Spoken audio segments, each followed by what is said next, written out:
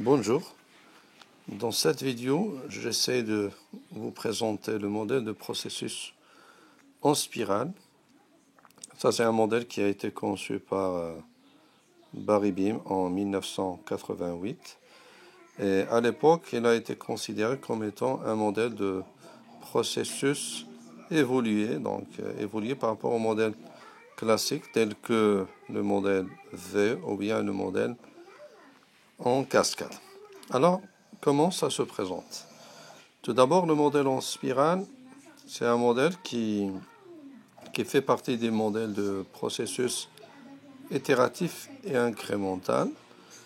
Il se répartit, ou bien il se définit par un ensemble de spirales. Le mot-clé, c'est spirale. Une spirale couvre 4 sections. Les 4 sections, on les a représentées ici, là et là. Alors la première spirale, c'est objectif, alternative et contrainte. La deuxième, c'est pour l'évaluation, l'identification, résolution des risques. La troisième, c'est développement et VV, donc vérification and validation. Et la quatrième, c'est la planification de la phase suivante. Bien. Alors, c'est quoi une spirale? Alors, une spirale, il va prendre cette forme-là, il va passer par 4 sections. Première section, deuxième, troisième et quatrième. Donc ça, c'est le parcours d'une première spirale. Donc, puisque on a dit que le modèle de processus en spirale, elle est itératif et incrémental, donc là, on va procéder à découper le projet en spirale.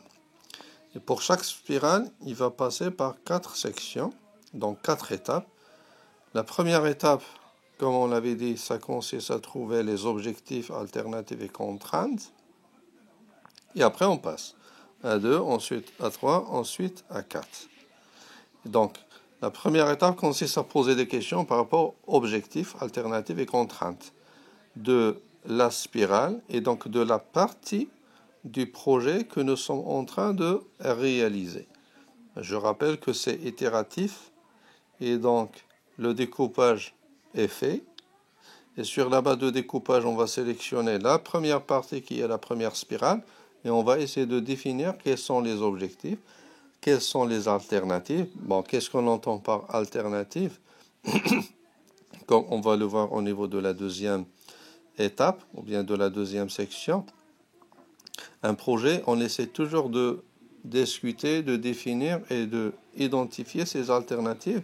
Ces alternatives, ils vont nous aider en quelque sorte pour trouver les meilleures pistes, pour résoudre un certain nombre de risques. Et c'est un peu ça la particularité de ce modèle en spirale, Barry Beam. La particularité de ce modèle, c'est qu'il est axé sur la gestion des risques. Ça, c'est un point important que nous ne trouvons pas dans les anciens modèles classiques tels que linéaire, tels que V. Donc ça, c'est le préambule ou bien la préétude. Et après, on passe sur la deuxième section, la deuxième phase. Alors là, les alternatives que nous avons définies ici, on va les évaluer.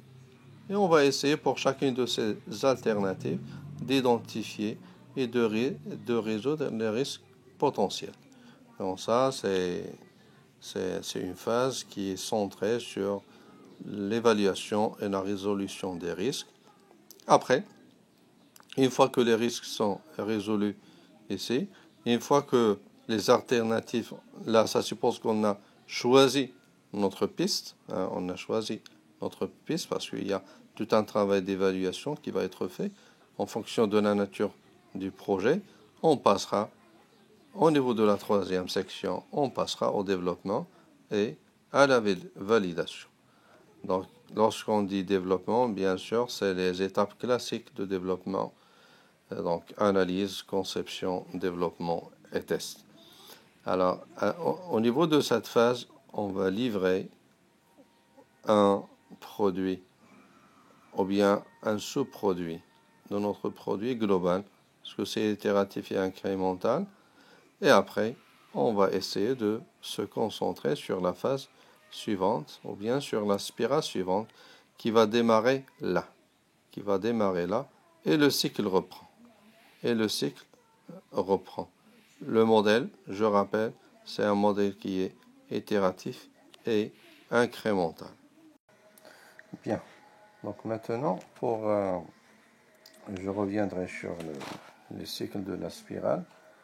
Donc par rapport à l'aspect objectif et alternatif, donc les objectifs, comme on l'avait dit, c'est les objectifs du projet ou bien de la partie du projet sur laquelle nous travaillons. Qu'est-ce qu'on veut avoir, qu'est-ce qu'on veut réaliser, quelles sont les attentes, etc. Alors pour les alternatives, ça c'est les alternatives de réalisation des objectifs. Donc alternative, par exemple, est-ce qu'on va opter pour ce design ou bien pour l'autre design? Est-ce qu'on va sous-traiter? Est-ce qu'on va acheter tel ou tel module, etc. Et les contraintes, bien entendu, il agit sur les alternatives qu'on a déjà définies à ce niveau-là. Et lorsqu'on passe à la spirale 2, donc on va évaluer les alternatives qui ont été définies auparavant avec les éventuels risques. Alors, comme vous avez remarqué, maintenant sur cette séquence ou bien sur cette étape, on a placé principalement deux choses, prototype et analyse des risques. Alors, prototype, donc ça c'est une technique qui permet de produire un sous-produit qui est testable et qui est évaluable. Et c'est une technique qu'on peut mixer ou bien fusionner avec l'analyse des risques. Donc, qui dit analyse des risques, donc ça, comme on l'avait dit, c'est une particularité du modèle en spirale qui a été introduit par Barry Beam. Donc, les risques, maintenant, c'est toute une discipline au niveau du génie logiciel, le management par les risques. Donc, il y a des risques, bien sûr, spécifiques à un projet. Il y a des risques qui sont généraux.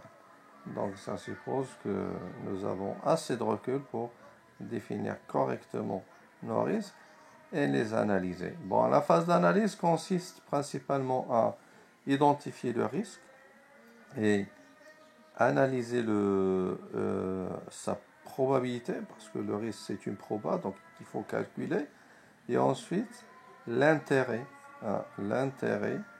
par rapport au client. Ben, je ne veux pas trop détailler cet aspect des risques, mais on va dire que l'analyse des risques, c'est une étape que l'on va développer à ce niveau-là, au niveau de la deuxième séquence, conjointement avec les prototypes. Donc ça va nous permettre de faire une évaluation des différents risques.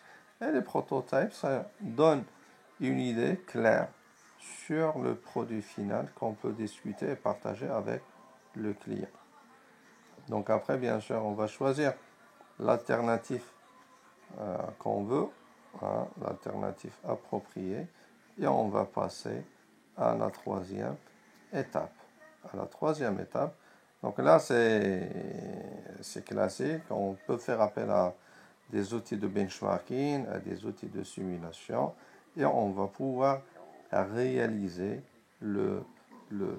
cette partie-là correctement en suivant un des modèles classiques, qu'il s'agisse du modèle V, qu'il s'agisse du modèle en cascade. Donc à ce niveau-là, c'est un développement qui devient classique.